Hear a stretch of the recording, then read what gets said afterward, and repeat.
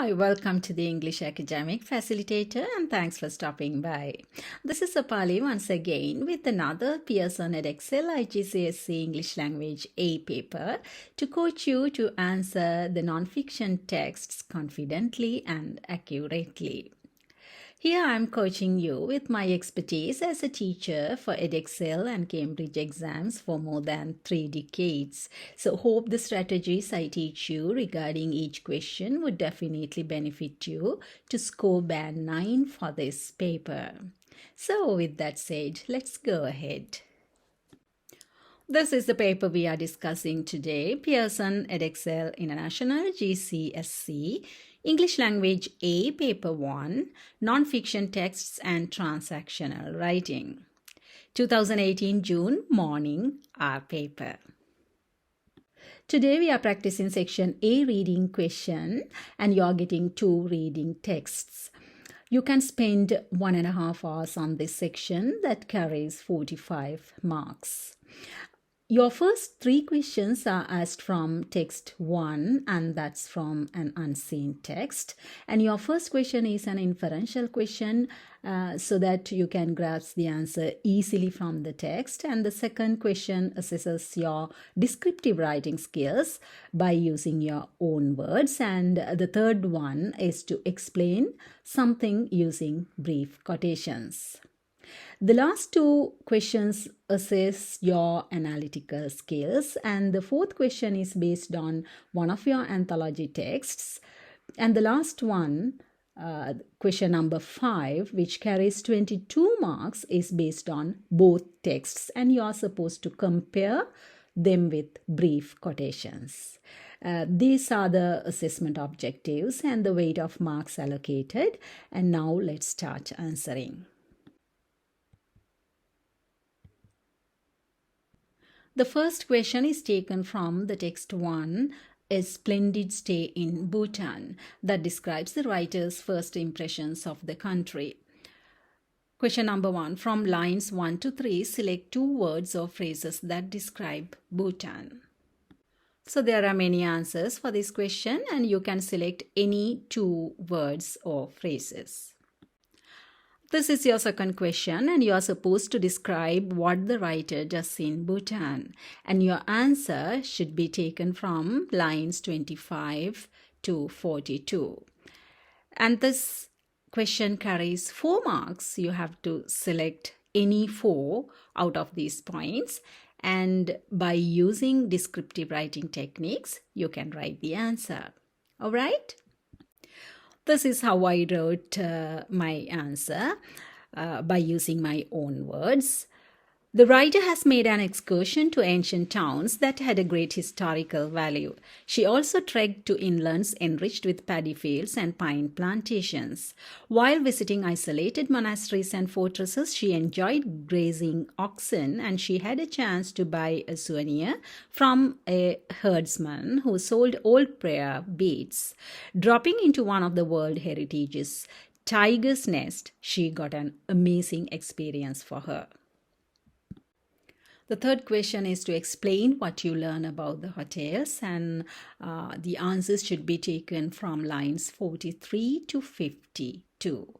And these are the points and remember you need to write 5 points as the question carries 5 marks. Alright?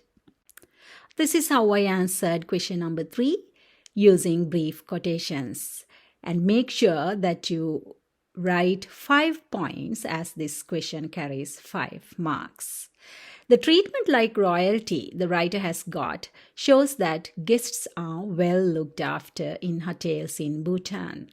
Even though they are tiny boutique hotels, their standards are as high as Tokyo and Venice in many ways. Some of them can be the spacious suites with cozy and warm furnaces lit beside huge baths. What is most fascinating of all is the spa treatments in outdoor hot tubs. Spacious cozy beds warmed by hot water bottles may give you a homely feel. Your fourth question is taken from Beyond the Sky and the Earth and your analytical skills are assessed in this question. And this question carries 12 marks.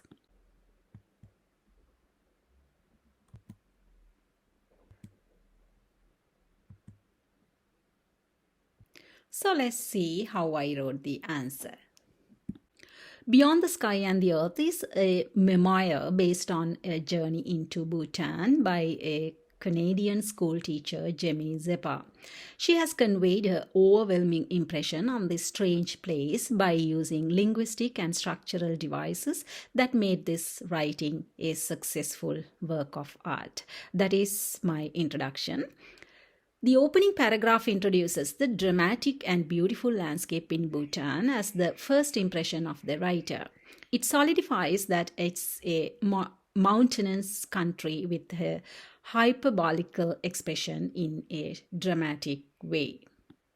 The first phrase is mountains all around, and there is an echo of this in all and only mountains in the second sentence to emphasize how this is seemingly all that can be seen. The word mountains is repeated 6 times in the second paragraph, reinforcing the fact that this is the writer's overwhelming initial impression of the country. In addition to this, the repetition of landmass along with the alliterative L in landscape, landmass, meeting landmass emphasizes how vast the untouched chunks of landscape is. Then I move on to the next paragraph. After the dramatic introduction to the place, she then moves on to her experiences in her first stay in Thimphu, to 5 different flights from Canada to Bhutan, and the use of numbers as 5 flights and 4 days say how remote the place is. This emphasizes with her exhaustion after the journey by listing of the countries from Toronto to Montreal, to Amsterdam to New Delhi, to Calcutta to Cairo.